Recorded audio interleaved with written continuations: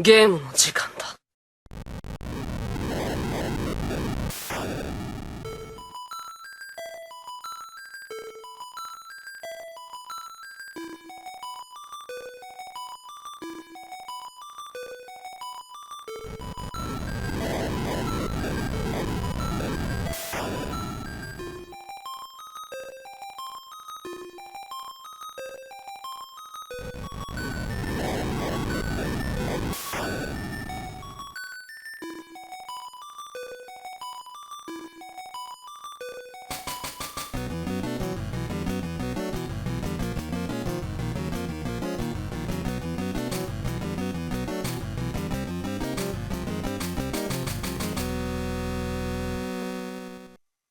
Hey everyone, my name's IceshadeComets, and it's no secret that I've loved the Yu-Gi-Oh franchise that has been running for the last 25 years.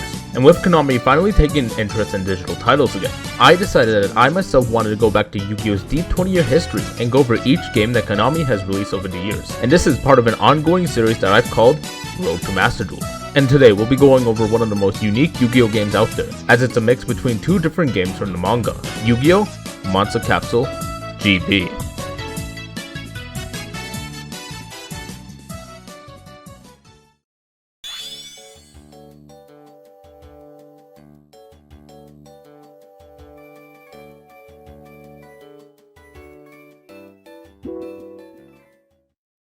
Yu-Gi-Oh! Monster Capsule GB was released on April 23, 2000 in Japan on the Gameboy Color. Monster Capsule GB is one of the most unique Yu-Gi-Oh! Games that exist, as the game takes most of its inspiration from the Monster World arc from the manga. However, Capsule Monster plays a huge part in this game's mechanics, as the game revolves around them. This game acts as an RPG game with Capsule Monster chess elements inside of it, where collected Capamon can level up and evolve, but the main game plays like a game of Capsule Monster chess, with Monster World elements incorporated inside of it. And the game prominently features Capamon, otherwise known as Capsule Monsters, as the main types of units you will be fighting with. And this game is split into multiple floors and two main sections, which I'll be calling the Grinding Section and Monster World. In the Grinding Section, players are put into a lobby with other NPCs in order to battle for star chips, and in the Monster World, players play a tabletop RPG game against a Dark Master. Star chips are the main currency in the game, and are used to either progress to the next floor or use the Capsule Monster gacha machines, which is the main way to acquire stronger Capamon as the game progresses, as the entire battle system completely revolves around these Capsule Monsters. Here's the gist of the game's battling system. Each player chooses up to 4 Capamon to put on their side of the field, and the goal of the game is very simple: defeat all of your opponent's Capamon. The game is laid out in a 6x6 grid, with each tile being a different field that can power up monsters of a specific type. In each turn, players can choose up to 1 Capamon to control and move it in one direction, and after moving, they can declare an attack on an opposing Capamon, as long as they are in the range of the Capamon you just moved. Just like in RPGs, each Capamon has stats associated with its health, defense, speed, attack, and levels. And when declaring an attack, the player must roll 2 10-sided dice to see if their attack hits, with the blue dice representing the even side and the red dice representing the odd side, and the percentage chance of hitting an attack is determined by the speed of both Capamon. In this system, if the dice rolls lower than the armor class listed, the attack is a hit. However, if the dice rolls higher, it's a miss. In addition to that, the game introduces the critical and fumble systems from the Monster World arc, where a roll of 95 to 99 could be detrimental to your team, and a roll of 1 to 9 being a critical hit that deals more damage, with a roll of 00 being a super critical hit, which is an attack that does an insane amount of damage. Alongside this, there are a few more battle mechanics that could change the tide of battle. Each Capamon is listed as a certain type, such as Forest type or Wasteland type, for example. When a Capamon attacks while standing on a tile that matches their type, it gives them a power-up bonus that raises their attacking power and accuracy, making type matchups incredibly strong. In addition to that, there's a type effectiveness chart similar to Pokemon, where certain types of Capamon are strong against another type, which increases the amount of damage they do. For example, Wasteland Capamon are strong against Mountain Capamon. And finally, there's a game mechanic in this game called Cross Attack, where 2 of your Capamon can team up together to attack a monster that's in both of their ranges. And combining terrain effectiveness and cross attack is an essential aspect to playing this game, as this game features permadeath, where a Capamon that dies can never come back. And with all these mechanics combined, Monster Capsule GB creates a truly unique experience, as it combines the aspects of Monster World and Capsule Monster chess together.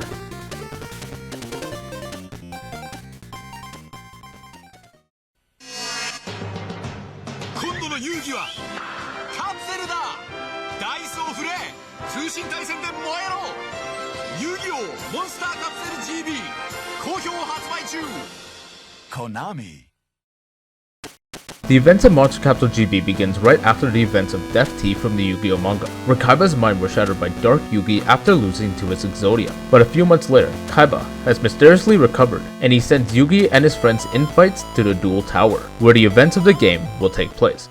Upon arriving at the Duel Tower, Kaiba's servant invites Yugi and his friends into the main corridor, where Kaiba is waiting for Yugi. And all of a sudden, Kaiba uses the Millennium Ring, knocking all of Yugi's friends out and transferring their souls out of their body. After this, Dark Yugi comes out, and Kaiba explains that in order for Yugi to get his friends back, he has to defeat Kaiba and the Dark Masters in a game called the Monster World Tournament, where he'll have to advance through all 5 floors of the Duel Tower in order to save all of Yugi's friends. However, if we lose the Millennium Puzzle. And with that, Kaiba hands us our first star chip as he leaves us alone to start the Monster World Tournament. The first floor of Monster Capsule GB stands to be incredibly simple, as it's basically a foundation for what's essentially the gameplay loop of the game. I won't take a lot of time explaining the specifics of the floors in this review, as it's basically almost all of the same stuff, albeit with a few differences. Main floors tend to be grinding spots for your Capamon in between Dark Master encounters, and help to serve you train and collect stronger Capamon. And there are also some characters that you might recognize from either Season 0 or Duelist Kingdom here as well, such as Mako or Bonds, who reside in Floor 2 and Floor 4 respectively. And by the way, watch out for Mako. For some reason, if you run into him, he'll start the battle preemptively, and his team is incredibly strong, as it has an incredibly strong Capamon that can attack the field all at once, so be careful of that. However, the good thing about Mako is that he is an EXP sink early on, so it's easy to level up Capamon against him. And by getting access to a new floor, better Capamon machines become readily available as well, with increased and better drop chances the higher floor you're on. Then there's some secrets as well, like with this guy on the 3rd floor, who only gives you access to this machine by beating him 20 times in a row. And finally, to progress on each floor, you'll have to gather enough star chips by battling with the other NPCs on the floor, where you'll only get 1 for every battle that you win, which you'll need to open the Dark Master Gate, with the first floor only requiring 10 star chips to carve our path towards the first Dark Master. The Dark Masters are the main antagonists of Monster Capsule GB, and are Kaiba's elite group of duelists gathered by him in order to beat us in an RPG game called Monster World. The first Dark Master in this game is Mokuba Kaiba, Kaiba's younger brother, who is holding Joey's game piece hostage. Mokuba explains to us that he'll be the game master of this RPG, and that the events of the Monster World are ascertained by Mokuba, and in the Monster World, we'll have to use the monster capsules we've obtained in order to defeat the scenario that Mokuba presents to us. And with all of this laid out to us, both Yugis team up together in order to tackle the first Monster World, as Joey's life hangs in the balance.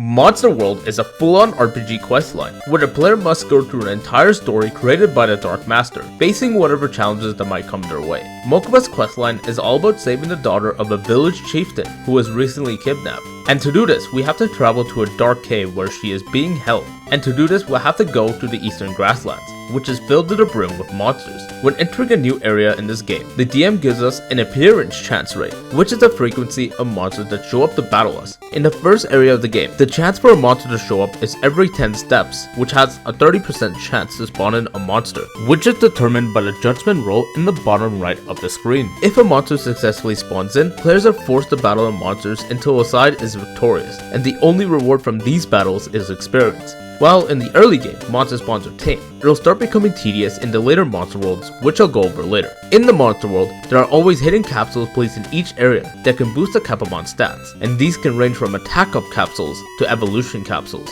And most of these are normally placed in areas that take extra effort to go through. I will say from personal experience that most of these capsules are important to get, especially the stat increasing ones if you want to make your Capamon stronger, as this game definitely gives out a lot of them. And after crossing through the Eastern Greenlands, Yuki enters a dark cave and sees a downed Joy, who gives him an attack capsule before he goes further into the cave. The main gimmick of this cave is that there are a few junctions that give different stat capsules based on your roll, but it does kinda suck that it's based on chance, but that's all that boils down to. Upon reaching the end of the dark cave, Yuki gets past the guards by making him drunk with a bottle of sake in order to make it to the back room. and when entering the boss room, the daughter is held captive by a gremlin, who attacks Yugi as soon as he tries to save her. But as the gremlin is the first boss of the game, he is laughably easy and it's definitely not worth talking about him. And after defeating the gremlin, the townspeople thank you for your heroic efforts, and the village chieftain gives you an evolution capsule. And with that, the first monster world has been completed.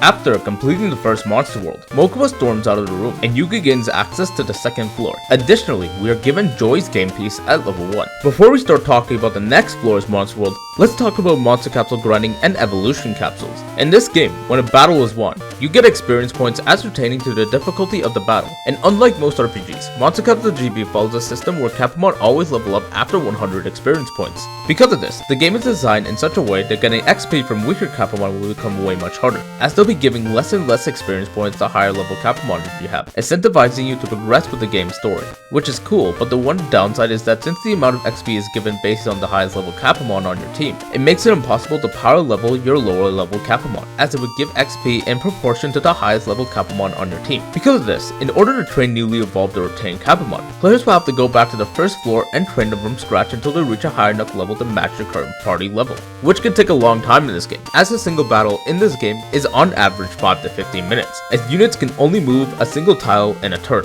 making battles dreadfully slow and exhausting, as a lot of battles are required to level up your Capamon. However, in this game, some specific Capamon have evolution abilities. For example, when Beaton reaches level 7, you can use an evolution capsule to make them evolve into Hyper Beetle, which is an insanely good Capamon in this game. But the one downside is that evolved Capamon reset back to level 1, making you have to grind again to get them back to speed. And this is the same if you try using an evolution capsule on a level 30 Capamon like Gaia, which might seem worth it due to its stats and abilities, but the amount of time it takes to grind them back up is insane. And this is where my biggest complaint with Monster Capsule GB derives from, and it's a simple fact that the grind in this game is really tough. And finally, one thing I'd like to point out to anyone that might have noticed from earlier is that the floor themes in this game are remixes of Yu-Gi-Oh! Monster Capsule Breed and Battle soundtrack, which is something I really appreciated while grinding through this game.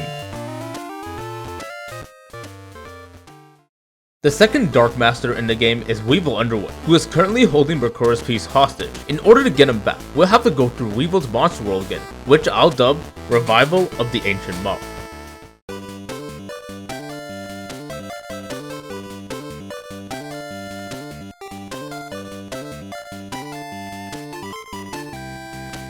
The beginning of this monster world has its place in the middle of the forest, and as we try to make our way around the place, a bandit comes out of nowhere and steals one of Yugi's pieces, which in part was one of our party members, meaning if you didn't have a stockpile of Capamon, you'd be fighting with a limited team for this world. Luckily, I had a bunch of other Capamon when this happened, so I wasn't too affected by this drawback during this world. Luckily, they only stole one of my weak Capamons in my inventory when I did this world, so it wasn't too much of a drawback for me. Anyways, in this world, we chase the bandits down in order to save our own piece from becoming a sacrifice for Great Moth. The main gimmick this time around is that the player is presented with multiple paths to go down to get to the Moss Forest, as in this junction we can either go to the Dark Cave or Waterside Meadows, which both lead to the same place, and the Moss Forest is the main dungeon this time around, as it's a giant forest with multiple pathways, with each pathway giving different amounts of skill capsules for players to collect, and depending on the pathway taken in the Moss Forest, the final boss in the monster world changes. What I mean by this is that there are different Great Moth forms, with each one being stronger than the last one. Since I had picked the route with the most skill capsules, I had fought the strongest iteration of Great Moth in the final boss. After catching up to the bandits, Yuki makes it to the Altar Shrine, where the bandits are performing a ritual ceremony using his Capamon that they stole from him, and as he reaches the podium, it's too late. A creature forms out of the cocoon in the middle, revealing itself to be the Great Moth. And the first thing it does upon awakening is eat all the bandits alive. Afterwards, it turns its attention to Yuki. Great Moth is the final boss of Weevil's monster world, and its difficulty is based on the path you took in the Moss Forest. Since I took the path with the most skill capsules, I got the hardest one, and Great Moth is definitely not a boss to joke around with, especially Great Moth 5, as his main attack is a full-on laser beam that attacks 3 rows at once. However, the main saving grace of this fight is that since it's still early on, my team was over-leveled for this fight, as Great Moth 5 was only level 5, while my whole team was filled with level 8s, and because of that, I was able to do enough damage to it before it started attacking on its own, as Weevil had 2 other monsters that basically did nothing on their own, but instead of attacking with the Great Moth, he used those monsters instead. After beating the Great Moth, Yuki recovers his stolen piece, and the second monster world is cleared.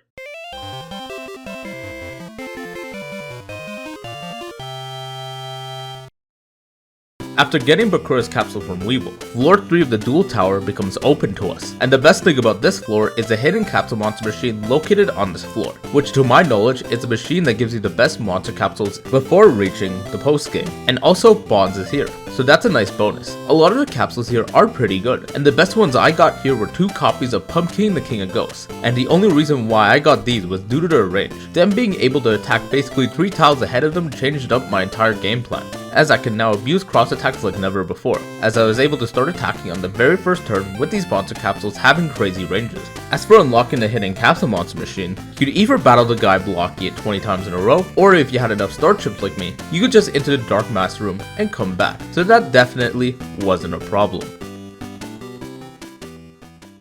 The Dark Master of the 3rd floor is Rex Raptor, who is currently holding Tristan hostage, and in order to get him back, we'll have to go through Rex's monster world, which I'll be dubbing it as Desert Crossroads. Rex starts us off in the middle of a desert on a shrine of some sorts. Upon reaching the top of the shrine, Yugi finds 2 sides clashing with each other on the top of the mountain. The main problem this time around is that the water around the land has drained out, which has caused a water shortage in the kingdom, which we'll need to remedy to fix the feud between the 2 kingdoms. And I'll be honest here, I think it's this monster world that shows off just how grindy the game can really be, as no other game screams the feeling of playing an old RPG like Monster Capsule GB. So where do I begin?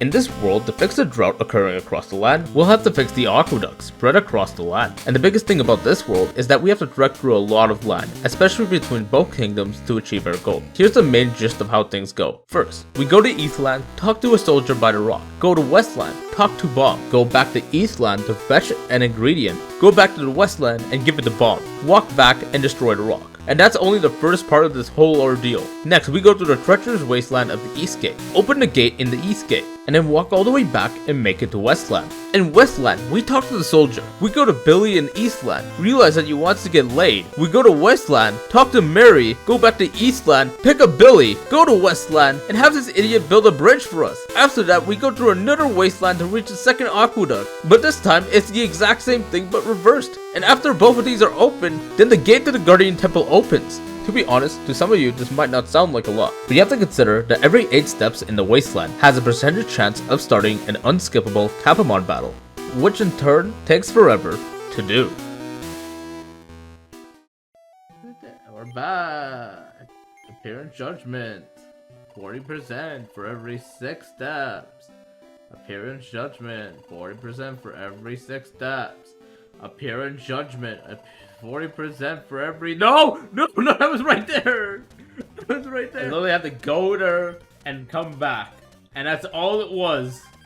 And the only meat to this whole area is the fact that you can fucking fight monsters on the way, but you don't even get a choice to fight them or not. It's just like Appearance Judgment. That's super high. Oh look, that's the only thing that can probably kill me.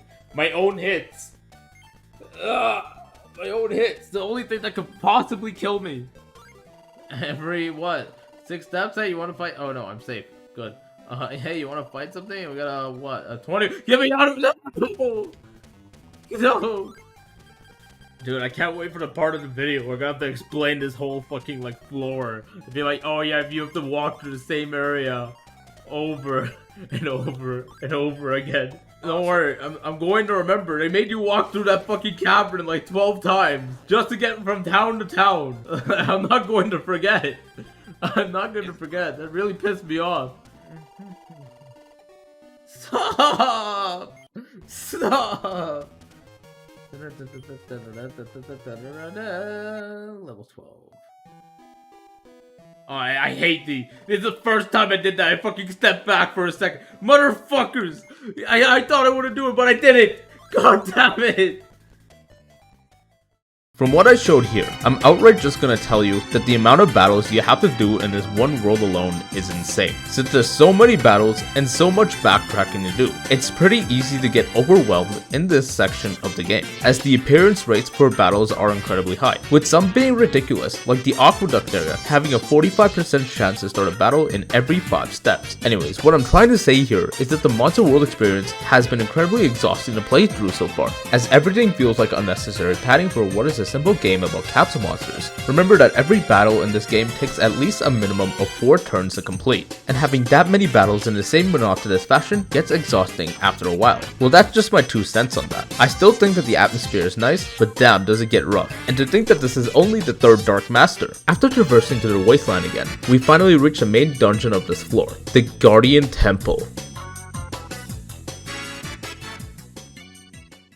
The Guardian Temple is the main dungeon of this monster world, and it's honestly as straightforward as it could be until the end. So basically, it's a normal path with some twists and turns to get some extra skill capsules. Except in the end, when the real kicker comes in, Yugi stumbles towards the end of the aqueduct and sees a creature that is sleeping, which is actually the twin-headed King Rex. Upon entering this chamber, the DM tells us that a judgment stealth roll will be made every 5 steps to determine whether or not we wake the twin-headed King Rex.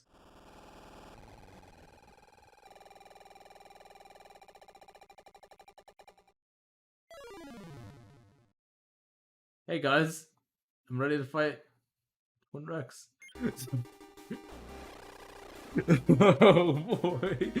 Oh boy, this is something. Oh damn. Twin-headed King Rex is a boss in the monster world, and honestly, he's pretty easy to beat. And while the battle with Twin-headed King Rex isn't that great, he definitely has boosted stats to account for being a boss. And after beating Twin-headed King Rex, he goes back to sleep, in which case he can just be woken up again in the same way. In my case, I woke him up 4 times in total. Take that with a grain of salt. So, after getting across King Rex and opening up the aqueduct, the water situation becomes resolved. But little did we know about the chain of events that was about to occur.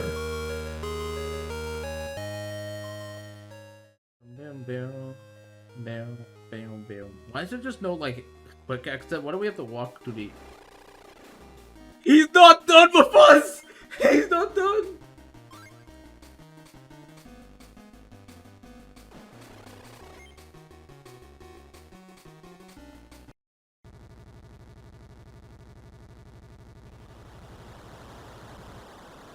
What the water fucking got us?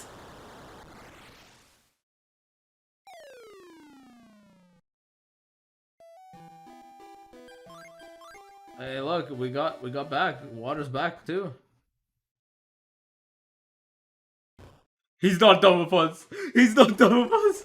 He's not done with us. After following down the secret path in the tunnel, Yugi arrives as the 2 kingdoms reconcile with each other. At this time, the twin-headed King Rex shows up out of nowhere and initiates a battle. Twin-headed King Rex is the final boss of this monster world, and it is even stronger than the one we had fought before. However, the fight is easier than usual because of the extra companions added to Rex's side of the board. This made the fight less difficult as Rex would move his companions rather than Twin-headed King Rex itself, which was a massive bonus for me, as I was able to do damage to it before it could use its main piece to kill any of my units. After defeating Twin-headed King Rex, the 2 kingdoms rejoice as water is restored and peace is brought back to the kingdom. And with that, the 3rd monster world is finally cleared.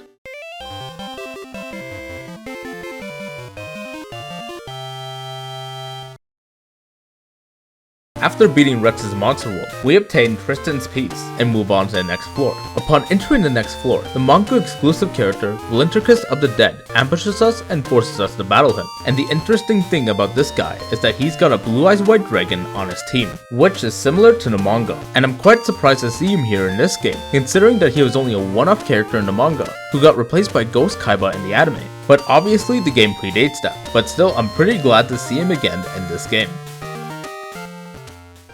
The 4th Dark Master is my Valentine, who holds Teia's monster capsule hostage, and in order to save her, we'll have to go through Mai's monster world, which I'll be dubbing it as Interconnected Time.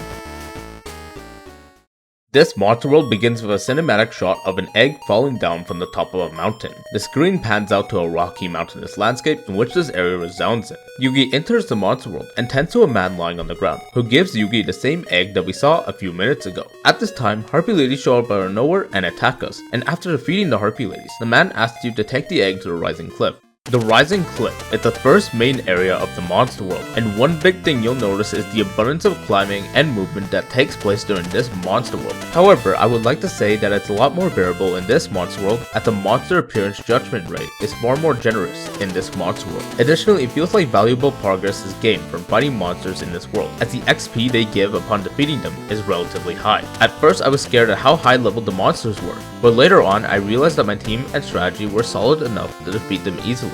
After traversing and reaching the top of the Rising Cliff, Yugi places an egg on top of the rock present there. At the same time, stronger Harpy Ladies attack him as he places the egg. Upon beating the Harpy Ladies, the egg hatches and a baby dragon hatches out of the egg, who definitely has a far different design than the one from the TCG. But trust me, it's the same one that you know. The baby dragon tells us that we need to turn him into 1,000 dragons before the volcano erupts and destroys the land, as he's been cursed by the Cursed Dragon, and we'll need to defeat him in order to break the curse. Upon descaling the falling mountain and traversing through the steep steps, and finally climbing to the cursed mountain, we finally make it to the top where we see a Komori dragon waiting for us, who tells us that the Cursed Dragon is gone and that he is no longer in this timeline, and that this curse cannot be broken. Upon descaling the mountain and meeting with the village chief says that there is another way to deal with this curse, and that is to talk with the time wizard on top of another mountain called the Western Mountain Range.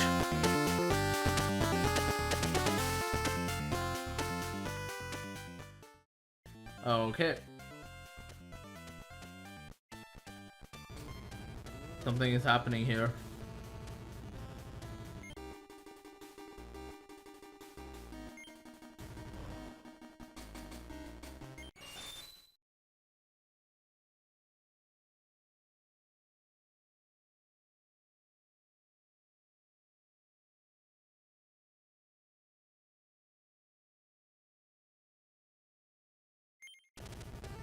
Oh, this is a legendary time wizard. I see. They saved us. They saved us. While traversing through the Western Mountain Range, a rock suddenly shows up out of nowhere and falls upon Yugi. But at the right timing, the Time Wizard saves him by stopping time. After being saved, Yugi follows the Time Wizard to his hut in the forest, and he asks us to get his son from the lake. As Yugi meets up with the Time Wizard's son, a Harpy Lady latches onto them and throws him off the cliff. And at this moment, Baby Dragon jumps off the cliff and manages to save his son. Afterwards, the Time Wizard finally agrees to send Yugi back to the past, as he takes him back through time, 1,000 years ago. After the Time Wizard sends us back to the past, we have to start scaling Cursed Mountain again, but in the reverse order. This time in the past, the enemies are a lot harder than the ones found in the present, as the level ranges jump up dramatically, making things more difficult than they should be. One thing about the past is that pushing rocks in this time allows you to modify the present, which isn't really used that much in application. It's really only used to get extra skill capsules if you want them. And after traversing through the entirety of Cursed Mountain, we finally make it back to the past version of Cursed Mountain, where we see 1,000 Dragon confronting the Cursed Dragon, who loses a fight against them, and afterwards, we do battle against the Cursed Dragon to break his curse. After defeating the Cursed Dragon, Baby Dragon's curse wasn't broken for some reason, and at the same time, Time Wizard's power has run out, sending us back to the present. At the same time we return to the present, the Komori Dragon arrives in the past to revive the Cursed Dragon, and then additionally turns 1,000 Dragon into an egg and throws him off the cliff. And holy shit, what a plot twist that was! So the Baby Dragon isn't like his kid or anything, it's the same one! After returning back to the present, we make all the way back up to the Cursed Mountain, where Komori Dragon reveals himself to be the mastermind behind all of this, as he attacks Yugi with his Harpy Lady servants. And after defeating Komori Dragon, the revived Cursed Dragon lies in wait. And as Yugi confronts the Cursed Dragon, a battle between them awaits. Cursed Dragon is the final boss of Mai's Monster World, and this boss fight is particularly hard, as Cursed Dragon has an insanely high attack stat, which makes it capable of two-shotting anything around the same level. Not to mention that the mountain power bonus is literally active during the whole fight, giving it more power than usual. And I personally lost against it multiple times in a row, due to bad rolls, as it was just very powerful as the attack stat was really high. But other than that, the other two opponents in this fight really serve no threat at all. And the biggest challenge in this fight is to kill the boss as fast as possible, which is what I did. After beating the Cursed Dragon, Baby Dragon's curse is broken as it finally evolves into the Thousand Dragon just in time. And as the volcano begins to erupt, Yugi gets on Thousand Dragon and makes his way towards the lava fire. And as the village is about to be flooded, Thousand Dragon saves the village from its horrible fate, as the lava is sent straight back to the volcano where it once belonged. After that, Thousand Dragon reverts back to Baby Dragon, as Baby Dragon asks Yugi if he can join him as a monster capsule. And with that, and the village being saved, we have finally completed Mai's Monster World.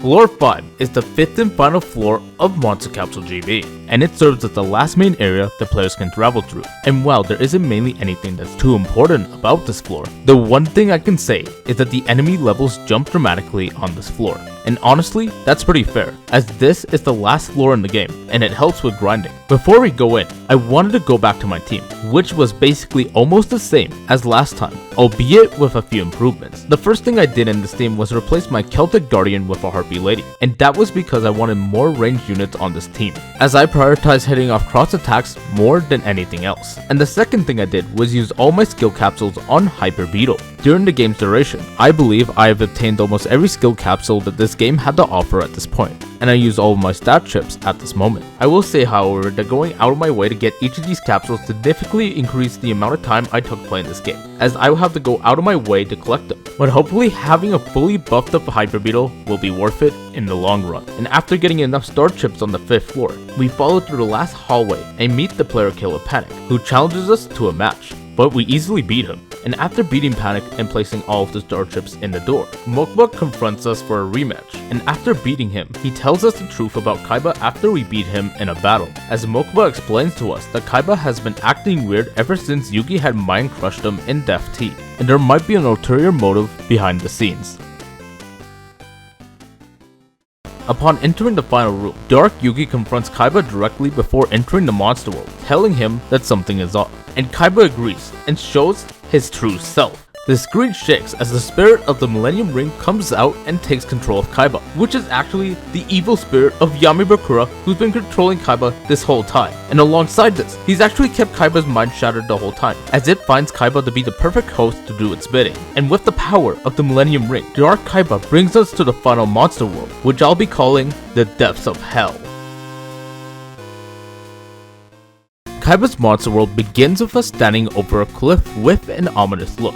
And suddenly, out of nowhere, we get dragged down into the depths of hell with no warning, and Yugi falls in the middle of a prison. It gets locked up in a cell with the Dark Magician by the guards. After a bit of time, both Yugi and Dark Magician get forced to do slave labor by the guards, and Yugi manages to escape through a crack in the wall in the prison. Yugi then meets up with the Dark Magician outside of the prison, and manages to break out of the prison with the Dark Magician by fending off the guards at the same time. After breaking out of jail, the Dark Magician tells Yugi that he must recover parts of his rod, which are guarded at various layers in the depths of hell, as we enter the first layer of hell, the Flame Hell.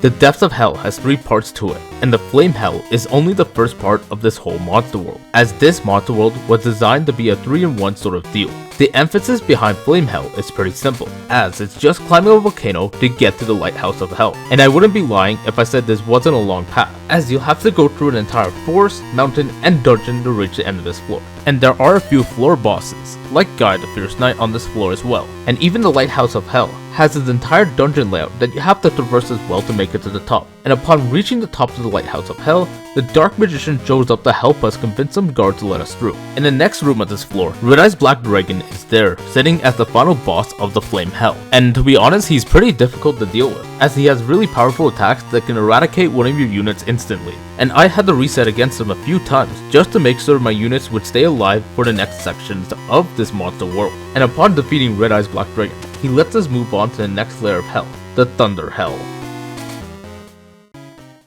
At the beginning of Thunder Hell, the appearance rate of monsters skyrockets to having a 45% chance of starting every 6 steps, making encounters relatively frequent, and while they aren't too difficult, it just adds to the amount of time in the game. In Thunder Hell, we have to gather the pieces of Dark Magician's staff, which are acting as lightning conductors on a rock in the area. And in order to get the staff, Yugi has to go to a nearby forest to get a substitute iron rod, which is being guarded by a fortress whale that he defeats. And after coming back to replace the rod, he heads to the tower and encounters a Pumpkin the King of Ghosts, who is guarding the entrance to the tower of this floor. And it is a little difficult to beat him because of its range, but the battle is winnable nonetheless. And at the end of the floor, there is a decently sized dungeon that takes a while to get through, each with their own ward points that can make it easy to get lost without a guide. On my stream, I think I legit drew a colored map just to figure out where I needed to go, just so I wouldn't get lost. And on the top of the dungeon lies the boss of this floor, the Summoned Skull, who isn't that strong because of its range, as its range is not that good compared to other enemies from before. And upon defeating the Summoned Skull, we are finally able to move on to the final layer of Hell, Darkness Hell. Okay, so before I go into Darkness Hell, I wanted to go over something real quick. Well, it might seem like I'm going through things pretty fast in this game. In reality, I'm not. That's just the Cliff Notes version. I think each section in this game alone had taken at least an hour and a half to beat. And that's with using a guide to guide myself through the entire game when I had played it, as even with that, the percentage chance of monsters appearing in this game was really high. Moving onwards, the Darkness Hell is the last layer of Hell in Kaiba's monster world, and it is covered in darkness by the Castle of Dark Illusions. In order to break the spell, Yugi has to gather multiple swords of light from a small dungeon known as the Sage's Cave, and place them in specific pedestals in the overworld, which is a clear reference to Yugi versus the player Killer of Darkness's duel from the manga, where the Swords of Revealing Light had played a major role. After each sword is placed in the correct pedestals in the overworld, the Swords of Revealing Light remove the final layer of darkness from the castle, and open up a path for Yugi to enter the final dungeon of the game. Once inside the castle, Yugi and the Dark Magician are ambushed by the illusion of Faceless Magician, who kidnaps Dark Magician and sends Yugi into a labyrinth. Okay, so now that we're in the final dungeon of the game, I just want to say that the appearance rate is the highest the game has ever seen yet, as an encounter could happen every 7 steps for a roll of 45 or higher, which is incredibly frequent. I've complained about how bad it was in other areas, but this just takes the cake. This was so bad that I literally decided to speedrun this place as fast as I could, as there was literally an unskippable battle around every corner. But even with that, there was still a lot of traversing that you were forced to do, as this dungeon forces you to backtrack a lot to hit 3 switches that are placed on completely opposite corners of each floor.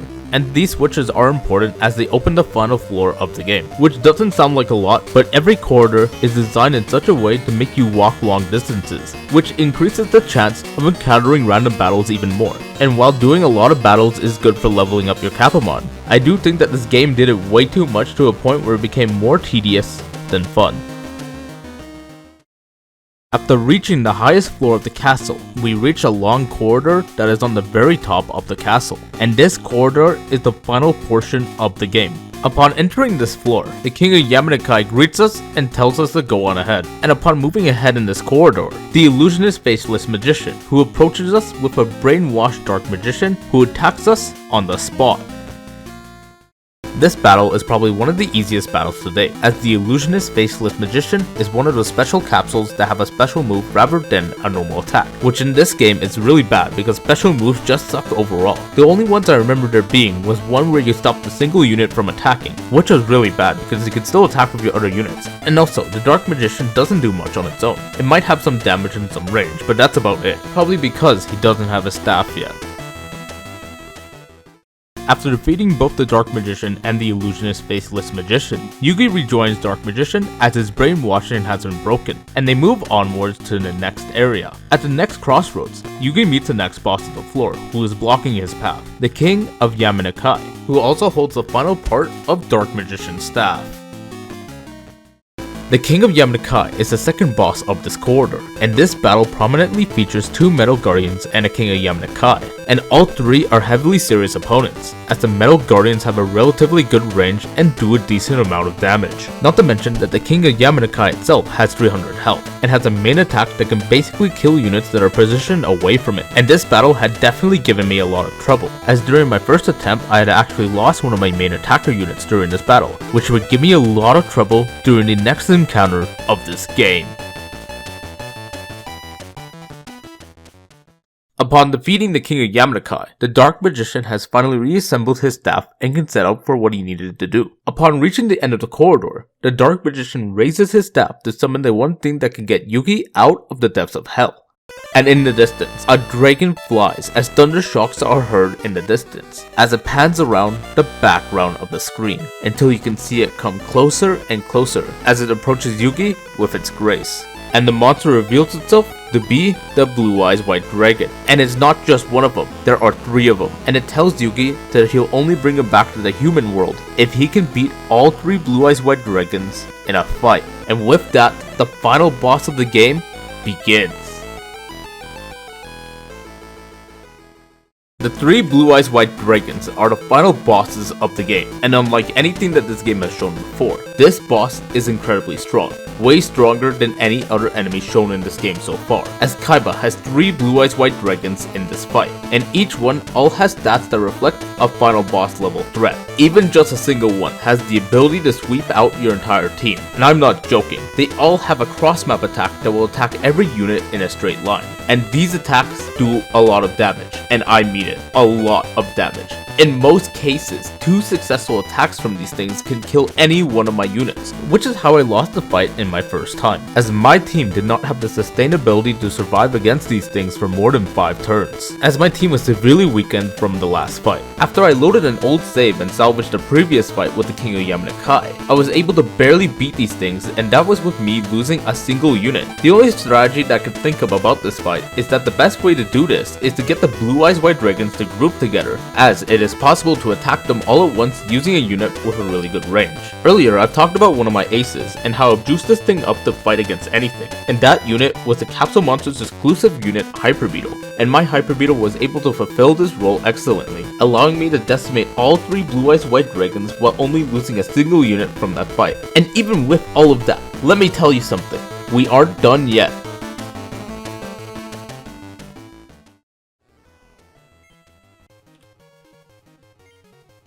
Dude, Erwin, like, what the fuck happened? Why was that fight so much easier in the second time than the first time? What? Wait, what the fuck's going on? Retries, so he just gave up. Oh no, they're fusing! They're fusing! You're kinda. So what now? I don't know. I don't know, they just fused. And I lost Harpy Lady this time. Huh. Well, I need to set everyone up in position. That's what I'll do first. We'll do like a 3-way cross attack and hope to God this is like enough. Yeah, they're calling this Blue Eyes Ultimate. Oh my god. Oh, he's attacking everyone at the same time. Oh god. And the ACs are like so low. Oh god! Kamehameha you? Oh shit! Alright, you just gang up on him with everything you got. Everything I've got! Everything I've got! It's just like the old Fang boss fight. No, that's bad. Solution. Final solution. That's bad, he's killing them all.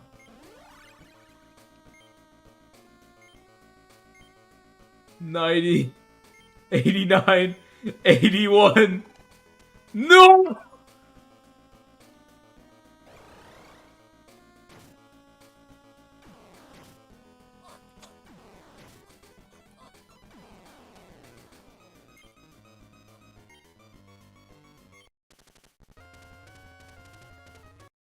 You did not see that.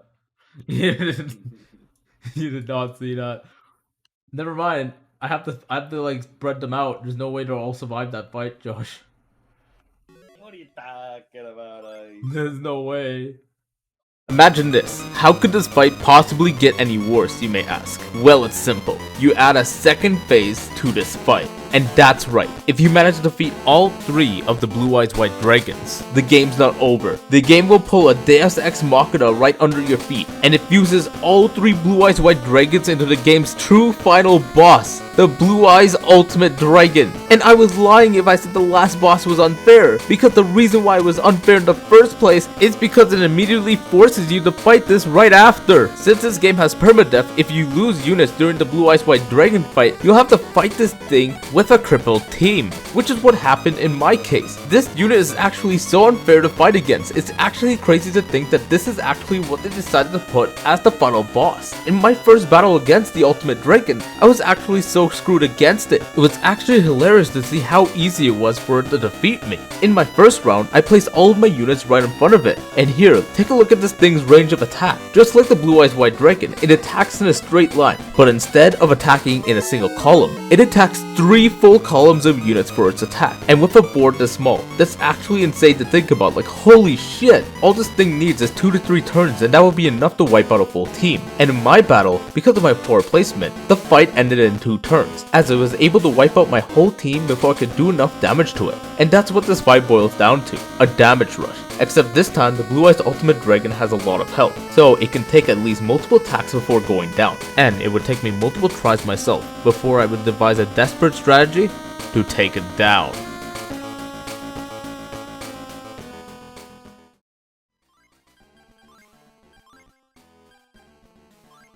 Never be able to sacrifice the pumpkin at the bottom to snipe. This is the loadout, I believe. I don't think I can like make this any better. Unless if I do this. But yeah, I don't think I can make this like any better than what it seems. Okay, Hyper Beetle will be the one that dies. Okay, let's have Hyper Beetle move up so that Blue Eyes can be destroyed. Hyper crit! Let's go! Get him! Get him! Hyper crit! Yes! Let's go! Come on, Hyper Beetle. I know you can survive 2 attacks.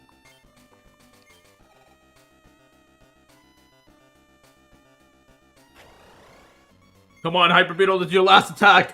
Show him. Show him who's boss. Oh, fuck. Here it is. If you... Oh my god, fumble. He fumbled too. Oh my god, we got so lucky here. He killed himself. He killed himself. He killed himself. Hyper Beetle survived. He survived. Let's go. We're so lucky. Yes. Yes. Yes. We're so lucky. Oh, that could have like ended up any other way. He soloed it. Hyper Beetle soloed the fucking thing. Let's go. He soloed it. Let's go.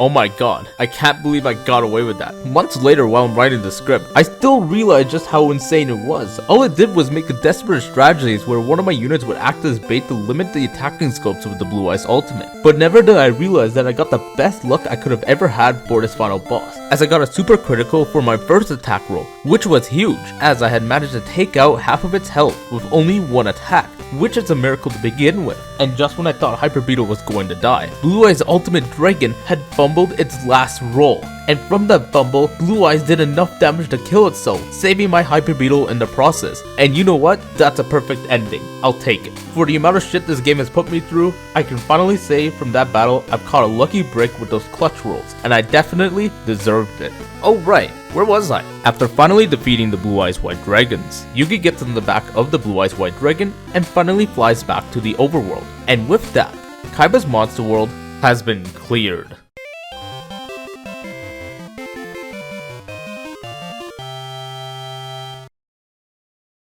Upon Bakura's defeat in this monster world, Yami Bakura tries to keep Yugi in this world, refusing to admit defeat. But all of a sudden, Kaiba breaks free from Bakura's control, as he snaps the ring's cord in half, freeing himself from the evil spirit that was within him. Now formed from Death Tea and with a new hairstyle and wig, Kaiba properly thanks Yugi and promises to have a rematch with him again in the future. And now with everything settled, I can finally say that I've beaten Yu-Gi-Oh! Monster Capsule GB.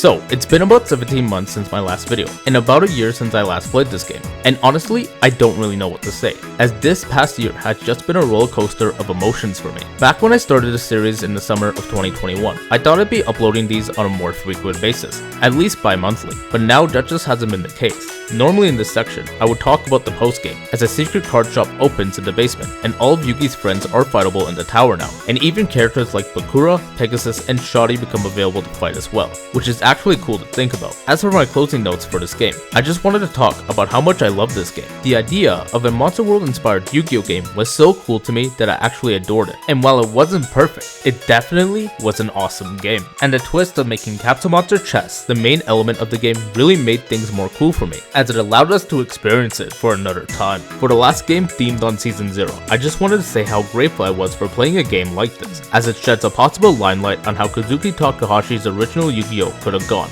as I've left the first 7 volumes of Yu-Gi-Oh, and I wish we could have gotten more. Additionally, some things have happened since I last played this game, such as the game getting an official page on retro achievements, and the full-on English translation for the game, which I wish I had when I played it, because I played this game in Japanese. So you can definitely play this game in an easier fashion now.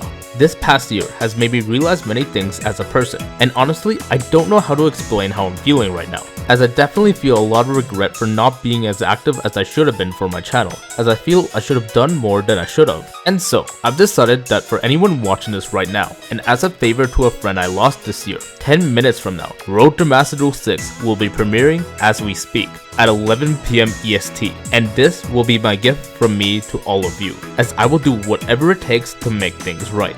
And without further ado, I'll see you all in my next video.